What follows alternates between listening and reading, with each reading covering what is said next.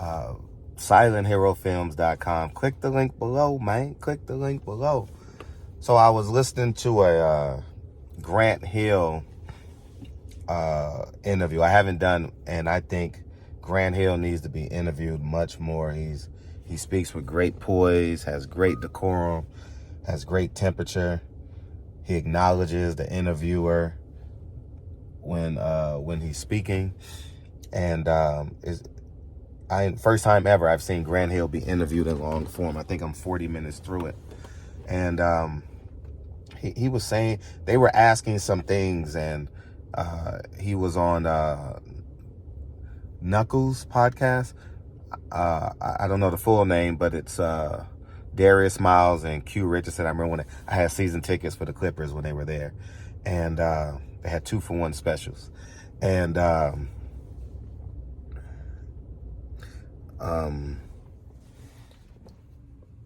they brought up things you did for the culture, you know, and they were talking about Georgetown is for the culture, and then there was, and I'm uncertain, they talked about Allen Iverson for the culture, the Fab5 for the culture, hip hop for the culture, Martin Luther King for the culture.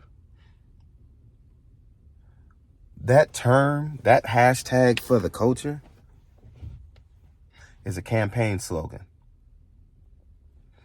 Fred, what are you talking about? Fab5. Have y'all read Mark Lupida's Fab5 book? I think Mark Lupida. I read it in college, so it's been over 20 years since I've read that book. And Chris Webber or Jalen Rose was walking across campus, and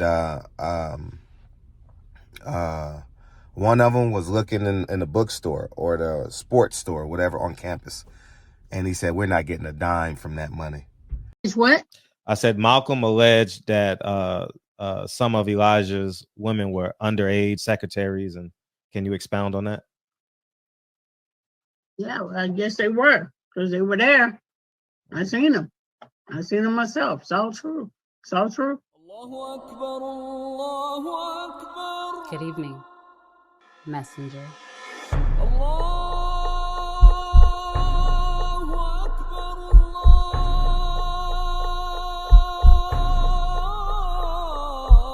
You convinced us that you were the last messenger.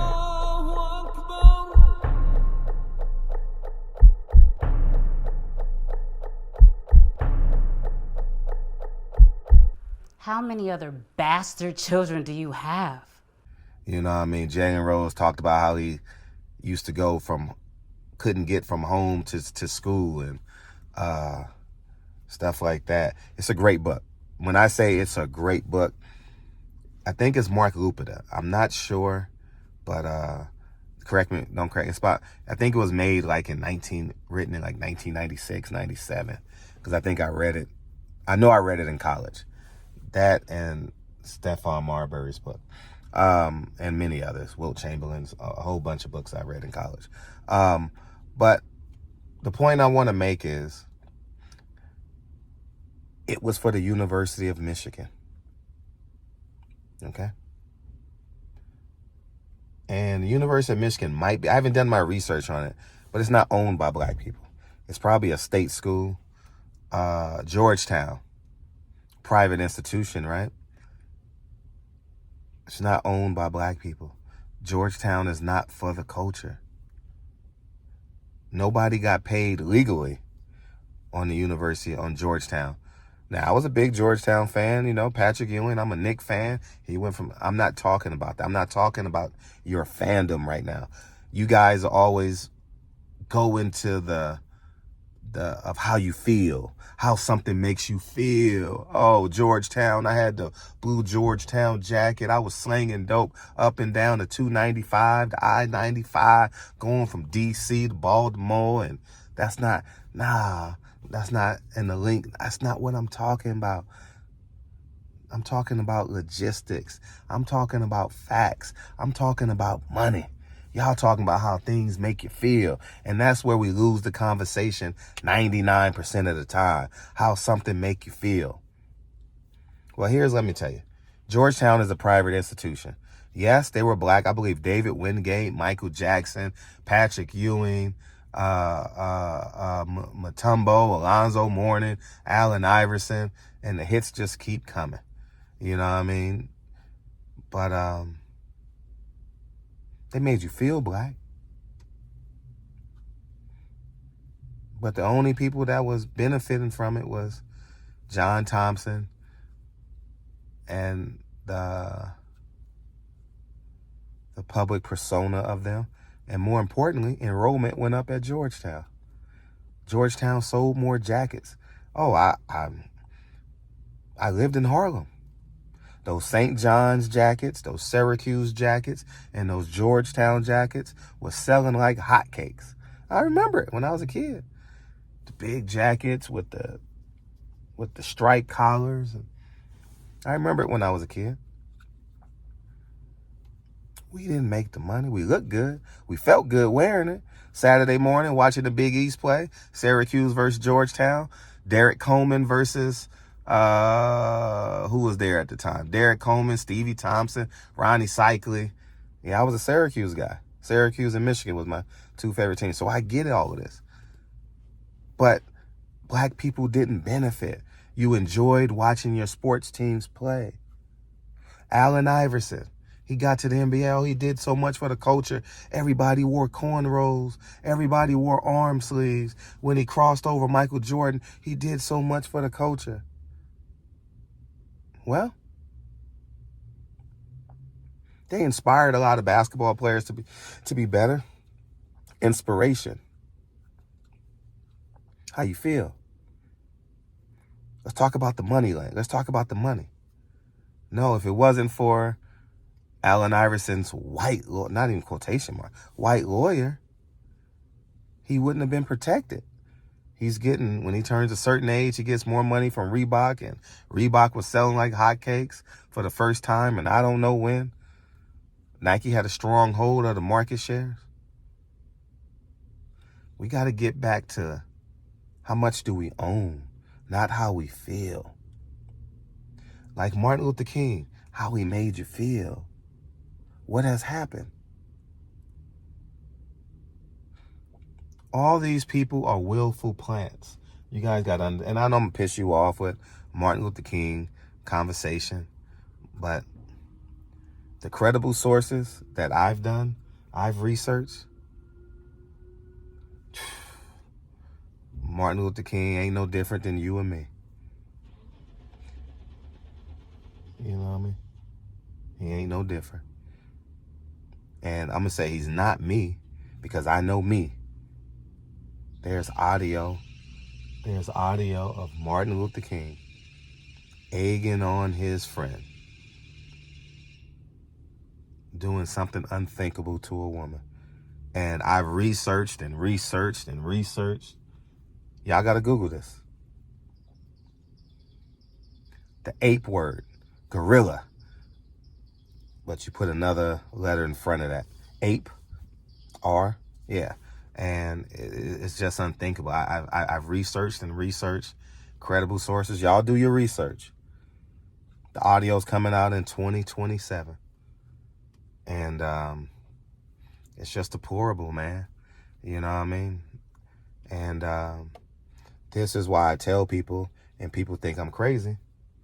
But when Martin Luther King, when in February of 65, first week of February 4th, 2nd, somewhere in there, when when Malcolm X, El Haj Malik El Shabazz at the time, went down south to visit Dr. Martin Luther King was in jail. You say, why is Martin Luther King in jail? Because they knew Malcolm X was coming. That's why I say they allow us to do these things. And this is why I say, and I'm speaking over a lot of you guys' heads, I'm going to get slammed. Oh, Fred, you hating. I'm just spitting facts.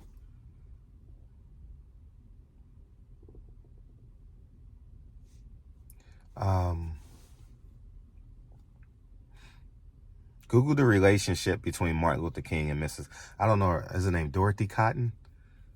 Man, I don't know. Mrs. Cotton, I don't know. Too much, man. You know? And they allowed him to be free. Google the conversations on YouTube between Lyndon LBJ and Martin Luther King. Anything you need, I got you. Huh? I thought you're supposed to be demanding, negotiating. No. Y'all, do your research, man. That's all I'm going to say. Do your research. And, but here we are, 2023, 50 years of hip hop. How much of hip hop do we own? We had a chance with Dame Dash. We don't own nothing. You realize 50 Cent, what's the guy's name? Diddy don't even own Ciroc. Music makes us feel good, but how much of it do we own? Meek Mill said he ain't make a dime off of Dreams and Nightmares. But Dreams and Nightmares makes us feel spectacular, makes us feel splendid, makes us feel great.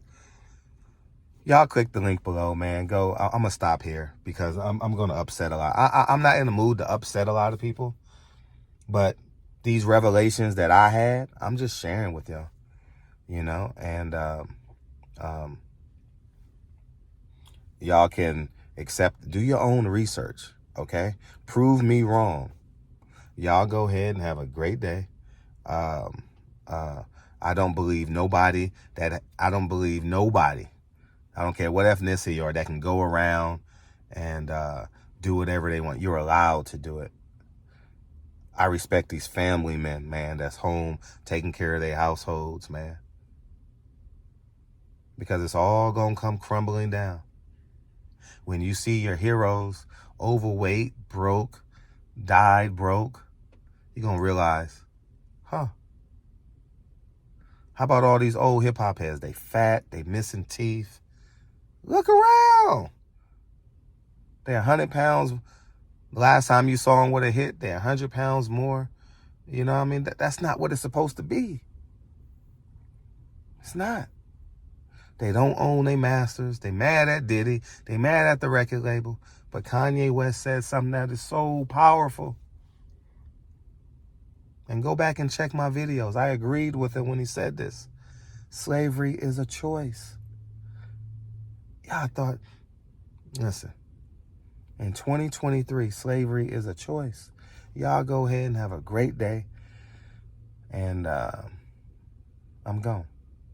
Click the link below, silentheroesfilms.com. Peace.